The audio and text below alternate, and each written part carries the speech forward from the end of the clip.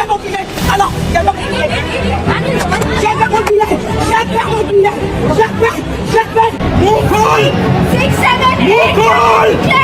किया?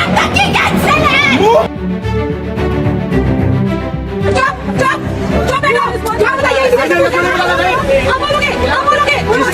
नमस्कार दोस्तों, स्वागत है आपका आज के अपने इस नई वीडियो में। इंडिगो भारत की सबसे बड़ी घरेलू एयरलाइन है। लगभग 60 to 65% घरेलू उड़ानों का हिस्सा है। 2024 में DGCA यानी director general of civil aviation ने पायलटों के थकान रोधी नए नियम FDTL यानी फ्लाइट ड्यूटी टाइम लिमिटेशन लागू करने का फैसला किया। पायलटों के लिए ज़्यादा आराम, रात की उड़ानों पर पाबंदी और हफ्ते में कम आराम का नया संतुलन तय हुआ। यह फैसला सेफ्टी के लिए था, लेकिन इसकी तैयारी का पर्याप्त इंतजाम एयरलाइंस को करना था। क्या इंडिगो ने तैयारी की या फिर बड़ी चूक? विशेषज्ञों के अनुसार इंडिगो ने यह बदलाव जल्दी नहीं लिए, जबकि बदलाव 1 साल पहले तय हो चुका था। इसके बावजूद इंडिगो ने कई महीनों तक पायलटों की भर्ती बंद रखी, पायलट वेतन नहीं बढ़ाया और परिचालन बदलने की तैयारी नहीं की।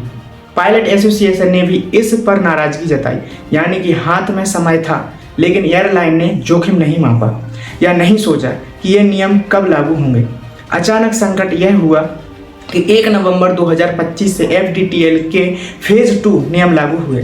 रात में उड़ानों पर पाबंदी, पायलटों की विश्राम अवधि बढ़ी, लेकिन इंडिगो के पास पर्याप्त पायलट नहीं थे।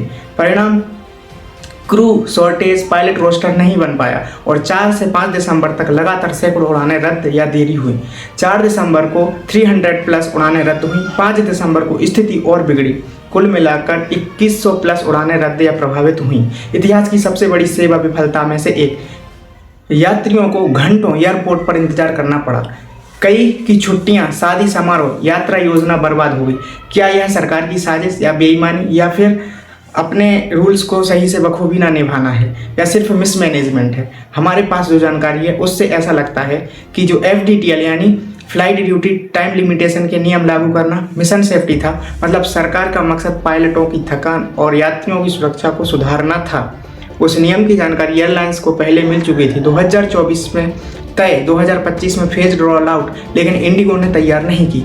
यानी मंत्रालय ने नियम दे दिए लेकिन इंडिगो ने उसे अपनाया नहीं।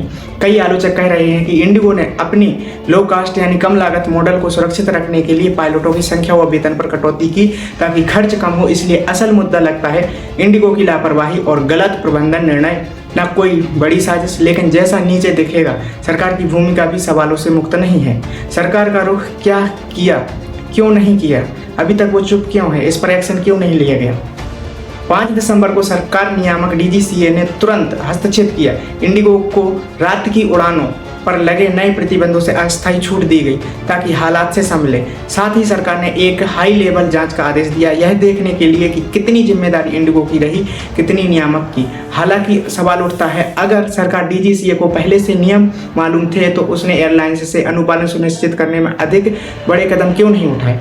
ये बात अभी जांच का विषय है। यानी सरकार ने मध्यवर्ती कदम लिए, लेकिन अभी तक यह स्पष्ट नहीं है कि भविष्य में ऐसी विफलता रोकी जा सकेगी या नहीं। मेरे सरकार से कुछ चुनिंदा सवाल हैं। अगर FDTL नियम साल भर पहले तय थे तो इंडिगो जैसी बड़ी एयरलाइंस ने तैयारी क्यों नहीं की? क्या यह अति विश्वास या कमी थी? जब पायलट शॉर्टेज था तो रात की उड़ानों और भयावह शेड्यूल पर निर्भर होकर ऑपरेशन क्यों बढ़ाया गया? क्या सिर्फ इंडिगो या अन्य एयरलाइंस भी इस मॉडल पर चलती थी? अगर अन्य बचे तो इंडिगो अलग क्यों? सरकार DGCA की पहले चेतावनी थी, फिर भी एयरलाइंस से अनुपालन सुनिश्चित नहीं किया। क्या नियामक की जिम्मेदारी नहीं बनती? यात्रियों की परेशानी, भरोसा टूटना और देश की एयर सुरक्षा, क्या इसके लिए किसी को जवाब देना चाहिए?